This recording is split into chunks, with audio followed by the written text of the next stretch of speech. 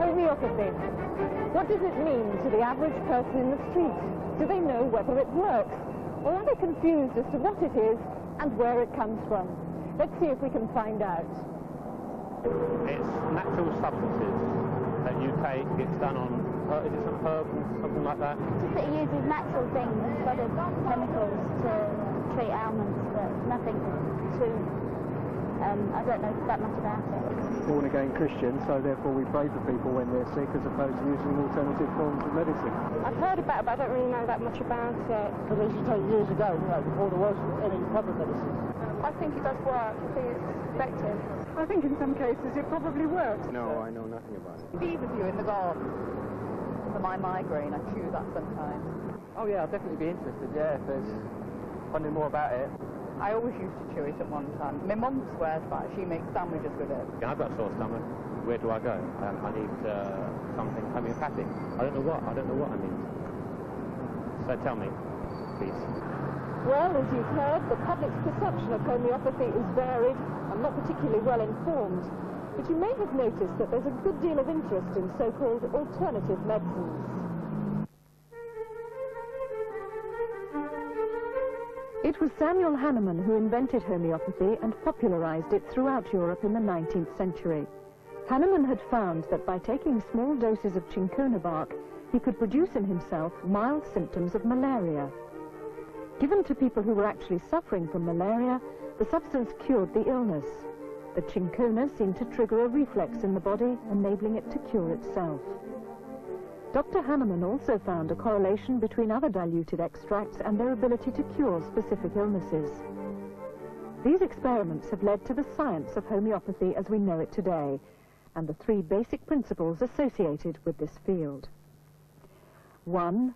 A medicine which in large doses produces the symptoms of a disease will in small doses cure that disease. 2. By extreme dilution, the medicine's curative properties are enhanced and all undesirable side effects are lost. 3. Homeopathic remedies are prescribed individually by the study of the whole person, according to basic temperament and responses. We talked to two medical experts, a homeopathic hospital consultant and a non-homeopathic doctor. At King's College Hospital, the head of immunology is Dr. Dudley T. Although not a practicing homeopath, he has considerable experience of this form of medicine. How does he view the benefits of homeopathy? The benefits of homeopathy relate, I think, to the way in which the homeopathic doctor interacts with the patient, talks very carefully with the patient, explores very carefully the lifestyle, the symptoms, the nature of their symptoms, what affects them most. It's a very careful evaluation between the doctor and the patient. It's very difficult to define homeopathy briefly, but essentially it's a form of complementary medicine, and you'll note I say complementary rather than alternative, because we're not saying that it's a complete alternative system of medicine, the treatment for every possible disease. It's certainly not. But it is a very useful form of treatment for quite a number of conditions, of common conditions and important conditions, which fortunately are very often the diseases where conventional medicine is rather weak. There are many diseases in which we would not question the use of conventional medicine, in which clearly conventional methods are the best form of treatment.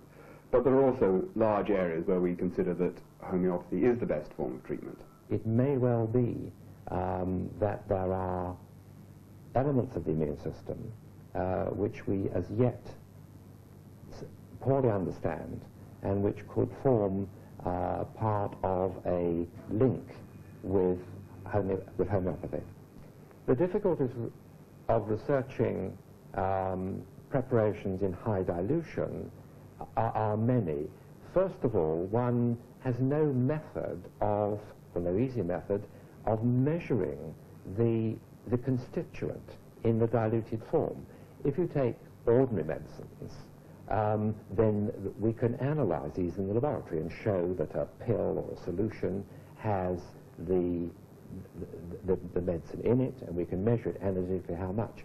In homeopathic medicine, this is not possible. There are not analytical methods in which we can detect let alone measure quantitatively the constituents in the diluted preparation. So this means that quality control, the control of the medication, is extremely difficult. That's one whole problem. Traditionally, I think the conventional medical world has been skeptical or even hostile towards homeopathy. But I think there is actually a lot of change going on at the moment. We certainly find that there's tremendous interest in the courses we run at the Faculty of Homeopathy, and in the last few years, for the first time, a number of well-conducted research projects have been published in leading conventional medical journals, the Lancet, the British Medical Journal, and this has happened only in the last 5 years, and clearly it does represent a big change of heart by the medical establishment. So I think things are changing very rapidly, and the change is in a sense coming from below upwards, because it's the, if you like, the foot soldiers of medicine, the general practitioners, who are seeing their patients regularly, and the patients come back to them and say, oh, well, you couldn't help me, but I went to a homeopath and they did help me. So in a sense, it's the general practitioners who are starting to get interested and realizing that it does do something, and the feeling is gradually filtering up to the higher echelons of academic medicine. And we are very proud that in Britain we are the world leaders in clinical research in homeopathy, that's to say, in research looking at the effects of homeopathic treatment on real live patients in the attitude of conventional medicine. And this is being led by the research, which we're now being able to publish to prove that homeopathy really does work. As a non-homeopathic doctor, my impressions about homeopathy, which are through working with doctors who have used homeopathic preparations on patients and having talked to some of these patients, my answer is that yes, in certain situations, homeopathy does lead to benefits to the patient, and therefore one could say that homeopathy does work. A fine endorsement there for homeopathic medicines. To summarize, although the two doctors view homeopathy from very different backgrounds, their opinions as to the efficacy of this complementary medicine are similar. Traditional attitudes are fast being eroded by meticulous research, and whilst we have a limited idea as to some of the processes involved, we know they work. Now then, one of the problems mentioned was that of quality control in the preparation of extremely dilute medicines. Here at Nelson's, Britain's largest manufacturer of homeopathic medicines, it's a problem of which they're continually aware. Robert Wilson, you're marketing director for Nelson's. How do you ensure product consistency? Well, all our products are licensed medicines, and to all pharmaceutical companies manufacturing licensed medicines, the quality control department is extremely important. The raw material coming into the factory is tested, and then during the manufacturing process, many in-process tests are carried out. And then finally, as the finished products come off the production line, again they are checked to make sure that they conform with the specifications laid down. Only then, if they are passed by the quality control, are they then released for general sale. There is a feeling that homeopathy is peculiar to the British eccentric and that it's a fringe form of medicine. What exactly is the market? Yes, this is a good point, because a lot of people do think that it is an English eccentricity, but this is in fact not the case. The market in this country is probably about worth £10 million. The market in France is £400 million.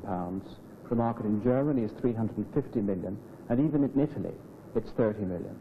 However, there is a growing interest in homeopathic medicines, and in 1989, the fringe area of medicine was worth a staggering £250 million, and that the NHS prescribed 750,000 homeopathic prescriptions, because homeopathy is the only fringe medicine available on the NHS.